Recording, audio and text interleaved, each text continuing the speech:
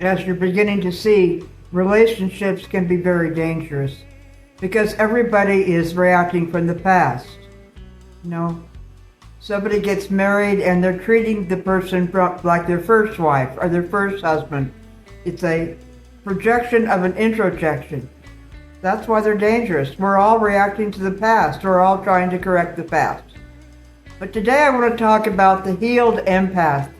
It's a very interesting process.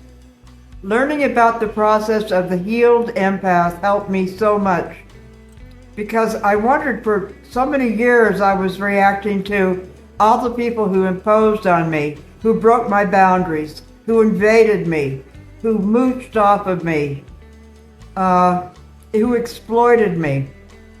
And that was from invaded boundaries of a wounded empath.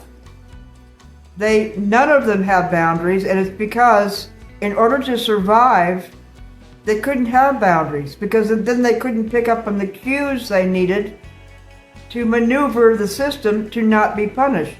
So they grew up with no boundaries. Getting those boundaries back is how the empath heals and becomes whole and becomes the most powerful.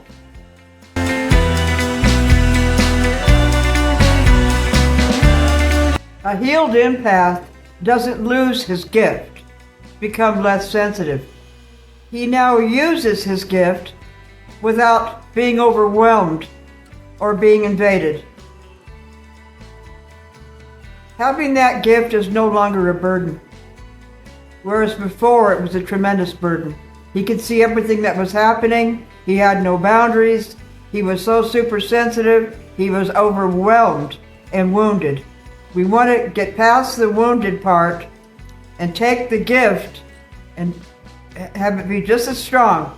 The psychic gift of seeing everything that's happening without being burdened by it. And what is the answer? Boundaries.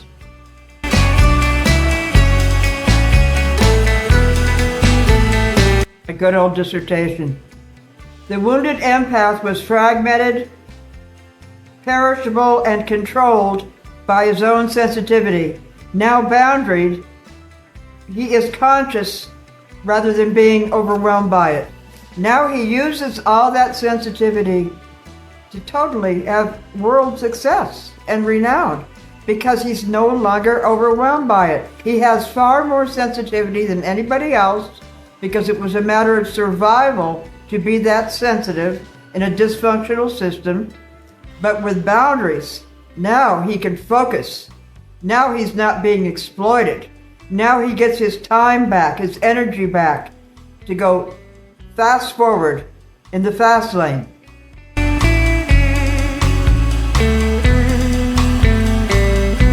It's called the developmental trauma in childhood. The empath child had to be hyper-vigilant to the caregiver's emotional state in order to avoid punishment, in order to do what he had to do to not be punished. So he had to be like almost a paranoid vigilance about everything. That's called the developmental trauma. Most empaths never get over it, or they shut down completely, but in so doing they lose their gifts. So we want to shut that down by the boundaries, not be overwhelmed, while retaining the gift to go fast forward.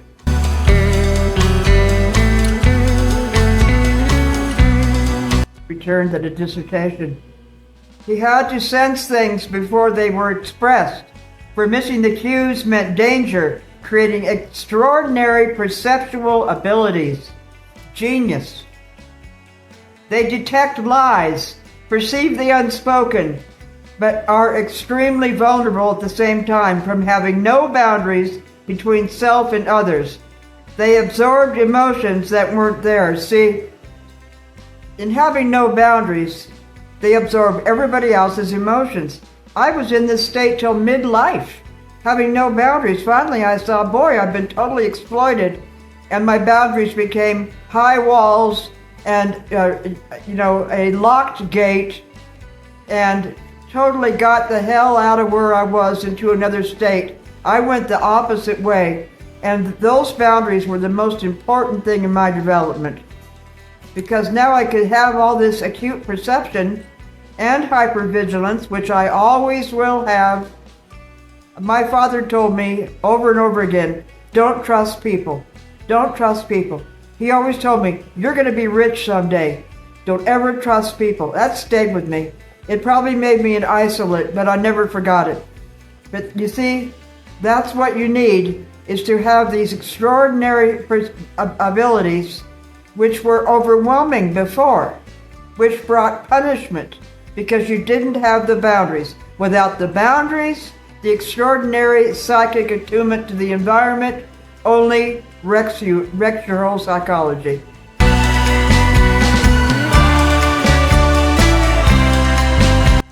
They perceived everything while protecting themselves from nothing. The gift and the wound were inseparable. That was the early life of the empath, okay? Perceiving everything, yet being unprotected from anything. A terrible, most people relapse into alcoholism or just go crazy or shut down entirely into psychosis or enter a mental hospital. You know how few people recover from this. But it's the key, the absolute key to Carl Jung. The absolute key to becoming a powerful person is to overcome this very thing in childhood.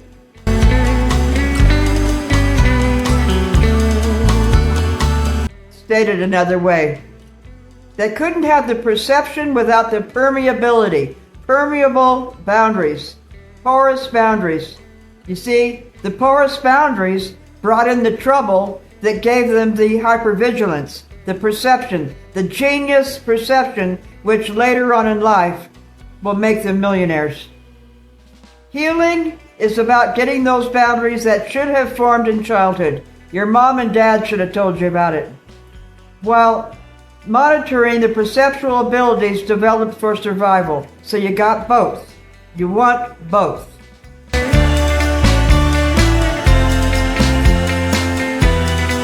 Jung said, most empaths either shut down perception for protection or shun boundaries while keeping the perception. Well, if you shun boundaries, you're going to be an open door, and you keep your perception, you're going to go crazy or self-medicate with alcohol and drugs because the perception is too acute. It's just too nuts having people around. So if you don't shut down those boundaries, you'll have to self-medicate. And if you shut down perception for protection, there goes your gift. You're just a dull person for the rest of your life. You want to use these rare gifts to propel yourself, catapult yourself up to the stars.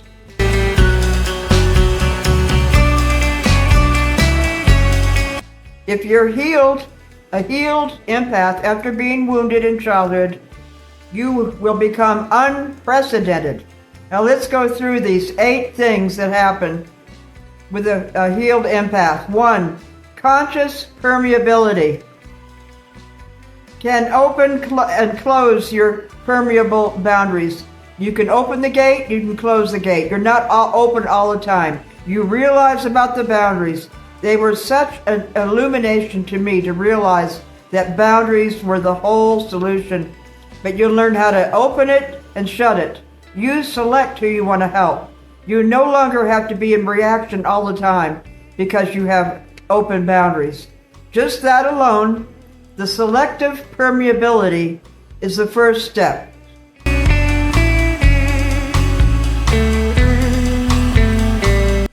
Choosing when to feel others and empathize with them and when to separate. And you have the perspicacity to know the difference. I got to separate from that guy. He robbed me before. I'm not going to let him back in. Well, this girl needs my help. I'll feel her pain. You feel her pain, but you don't take it on anymore. That's what brought you just enervation. You just lost all your energy because you took on people's pain. Now you feel it, and then you don't. You remain separate. That's the key here.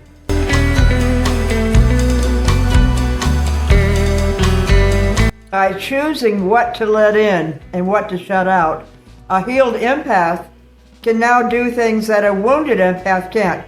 Like they can work in high-stress environments because they know how to not become it. You see, before we absorbed everything, and I will include absorbing their demons, absorbing what they wanted to do to you, absorbing their thoughts about you. I would take it all on. I didn't know why I was saying certain things. Autonomisms were coming up. Why I was thinking and saying certain things. I was influenced by what was in them. I was absorbing everything. It's embarrassing to think about it. It's almost like alcohol and doing crazy things you don't know where it's coming from. Being around people did it too, because you're absorbing. Okay, that's number one. Selective permeability of the boundary.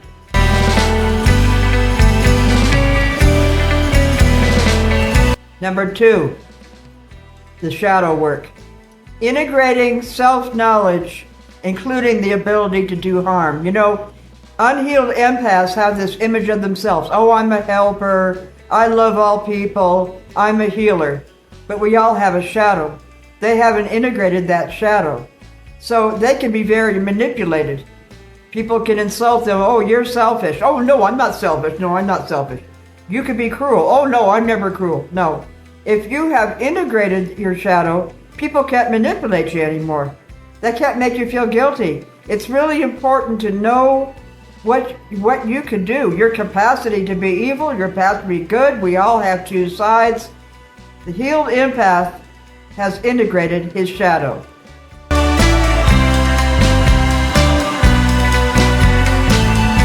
Not seeing your shadow there's other things that come into this. It's a defense against seeing the shadow. Makes them vulnerable to manipulation. Couldn't recognize when being used. I couldn't see I was being used because I hadn't recognized my own shadow. Couldn't set boundaries, disappointing to others. Oh, I was afraid of hurting other people by setting boundaries. Oh, that would have been seen as selfish. Couldn't prioritize self without feeling like bad people. Oh, I'm bad. Putting myself first. Oh, yeah. Healed, they become psychic bulletproof. Seeing self, they can see others. If you can see your own selfishness, we all have it in us, then you can see others. If you've used people, you can see when others are using you. You must see your shadow to protect yourself. Okay, that's number two. Integrated self-knowledge with the ability, seeing that you have the ability to cause harm.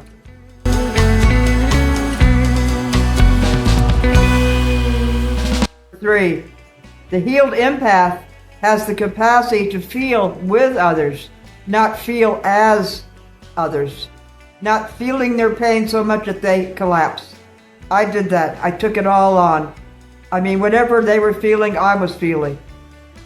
If the environment was calm, I was calm. If the environment was hostile and chaotic, I became chaotic because I took it on. This absorption was automatic and uncontrollable, but when healed, it's empathic differentiation. The emotions of others aren't ours. We're no longer destroyed by others' pain. It makes us extra hyper effective. If you want to be a therapist, you have to feel their pain, but not let it take you on. I mean, it's just enervating. It just drains you totally of your energy if you don't have that wall up.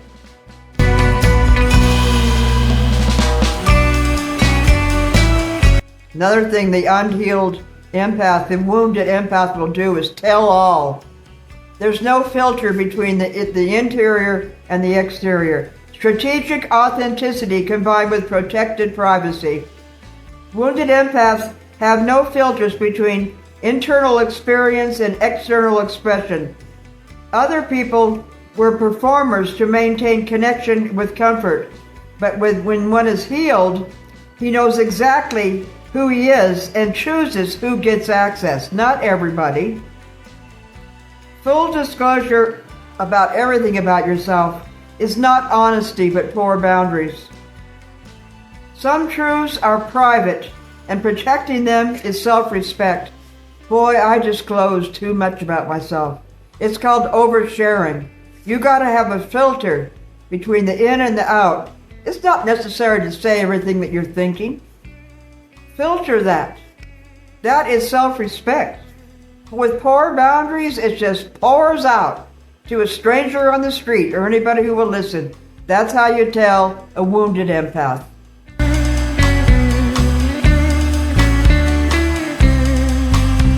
Number 5, signs of a healed empath. Immunity to energetic manipulation. Wounded empaths are susceptible to energetic control. They respond to invisible pressures they didn't know existed automatically. Healed empaths have awareness of these subtle manipulations triggering to them. They see every subtle attempt and resist it completely. Boundaries prevent this from working. People could pull things out of me. They were like predators, and I was the prey. And they knew exactly what to say to pressure me to give what they wanted, and I would just give it. I'd just give it. You see? The wounded empath can't tell, because he came from a childhood where he had to do certain things and just give them whatever they wanted. There was no control. So now, healed, he has seen the situation, and he has immunity to energetic manipulation. And he sees it right away. Part of his perspicacity is seeing, oh, that guy's, he wants this. She said that to make me feel guilty. He said that because he secretly wants my money. You can just tell immediately once you have healed.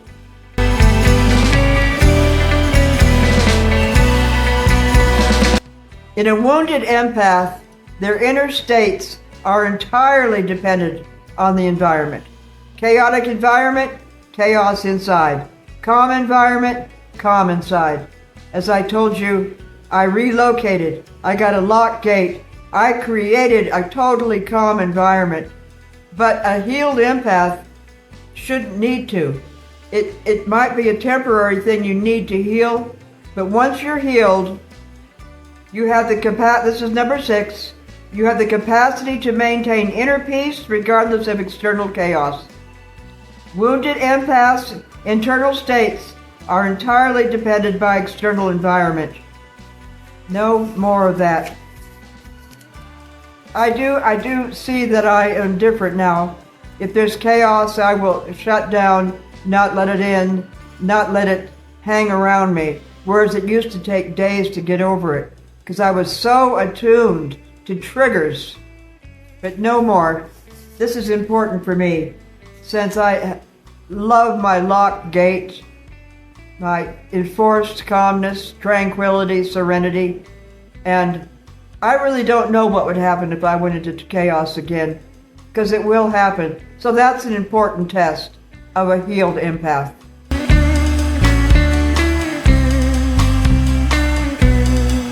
The wounded empath has no internal stability independent of what's happening around him. Yeah. It makes them extremely reactive, always in reaction. Oh, this is so true.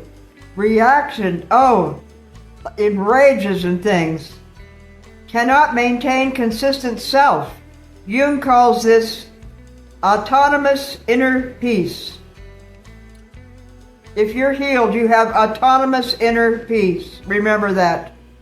Independent of the environment. I was all reaction.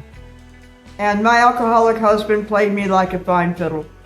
He knew exactly what to say to get a reaction, and then everybody would blame me. See, she's a savage. She's crazy. Because I was always reacting. He would drive me to extremes of obnoxious display. I will admit it, because I've done shadow work.